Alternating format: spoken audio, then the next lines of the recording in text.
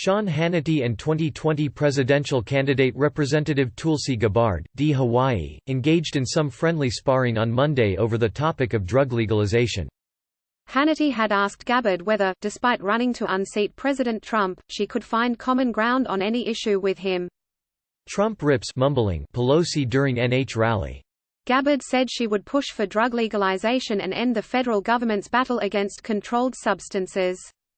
There's far more we want to do on criminal justice reform, the lawmaker said. I would love to be able to work with President Trump on ending this failed war on drugs. Do you want to legalize drugs? Hannity asked in an ensuing follow-up.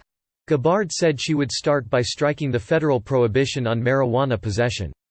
I think we need to look at the model in Portugal where there has been decriminalization and in some cases legalization and regulation, so we treat substance abuse and addiction as a health care issue, she said. You're ducking, you're dodging, Hannity quipped.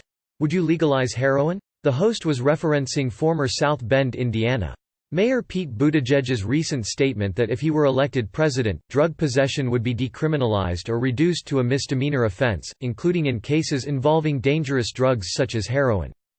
Click here to get the Fox News app.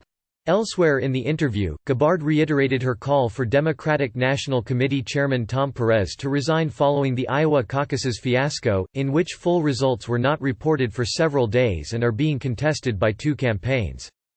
Voters in this primary need to have the confidence that their votes will be counted and their voices will be heard, she said. And unfortunately, he's had a failure of leadership in terms of being able to uphold that faith and that trust. We've got a lot of primaries, a lot of elections between now and the convention, and we need to be able to get back on track. Gabbard, a major in the Hawaii Army National Guard, also backed the dismissal of Lieutenant Colonel Alexander Vindman from the National Security Council after he was a prominent witness in the impeachment inquiry against President Trump.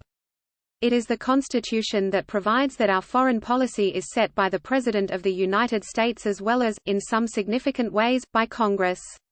Not by unelected bureaucrats, not by the military, she said.